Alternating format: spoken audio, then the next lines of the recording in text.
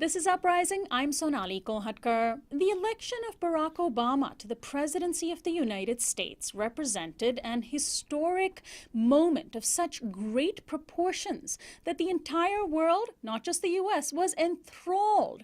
Yet we continue to live during a time when Trayvon Martin could be shot and his killer walk away free. Conversations on race are always difficult. That difficulty says much about this nation's history. So it is crucial for us to ask the questions, are we living in a post-racial America, as some would suggest, or do our lived experiences tell us otherwise? In a powerful new book, author Jeff Chang explores the evolution of American culture as it relates to race. The book is called Who We Be, The Colorization of America. In it, Chang explores our history stretching from Martin Luther King's I Have a Dream speech to the adoption of multiculturalism, the resulting white conservative backlash, the election of Barack Obama, more white backlash, and the killing of Trayvon Martin. Jeff Chang's earlier book was Can't Stop, Won't Stop, A History of the Hip-Hop Generation. He's the executive director of the Institute for Diversity in the Arts at Stanford University. He was named by Utne Reader as one of the 50 visionaries who are changing your world. And I'm so pleased to welcome to the program today Jeff Chang. Thanks so much for joining us. Thanks for having me. So first, let's talk about the fact that you say in your book, race, that word is such a heavy word. It's a complicated word. It is, in your words, the most complicated of American words. Why is that? It's, driven the nation periodically almost to the brink of dissolution. It's the source of civil and cultural schisms and the resurgent culture wars that I think we've seen during the Obama era. It's the kind of thing that we all ought to be talking about in order for us to get to a more equal, a just society. But the one thing that, for whatever reason, we seem to have the most difficulty actually addressing.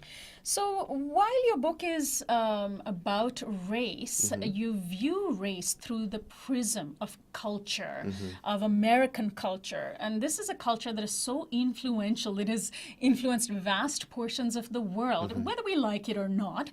So American culture is in itself influential, and that culture has been influenced by people of color throughout, which has, of course, led to issues of cultural appropriation, etc. But what do you mean? Even that word culture, as we were talking about race being a difficult word, even culture is a difficult word to define. How do you define it? Culture is a complex word, but I think it's the realm of ideas, it's the realm of images, it's the realm of stories, it's the narrative that we're all immersed in every day. And oftentimes what we like to say, those of us who are working in the culture, we like to say that cultural change precedes political change, that without a movement in the culture, we can't have the imagination to get to a point where we could even imagine electing a black president. Not to say that this is actually the move towards racial justice, or the last move towards racial justice. In fact, it's just part of the first, but especially during times of political gridlock like we see right now, where it's impossible to imagine change happening in the halls of power. We have to foster that imagination, and culture is where we do that.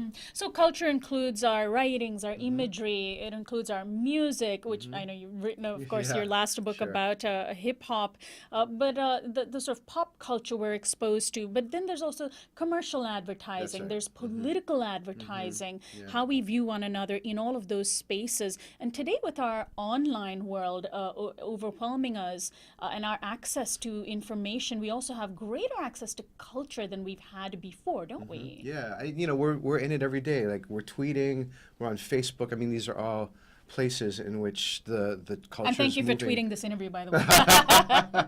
Of course, absolutely. I'm really proud to be here. So it's happening all the time. And one of the things that we like to say is, people often think of change in terms of events, in terms of a judicial decision, or an election, an electoral campaign, a demonstration. But change is happening every single moment. And so if we thought of change more like the ocean, then we can kind of get at what's happening in the culture. There's tides that are moving in and moving out and pushing back. And sometimes these tides gather into a wave, and then we see change happening.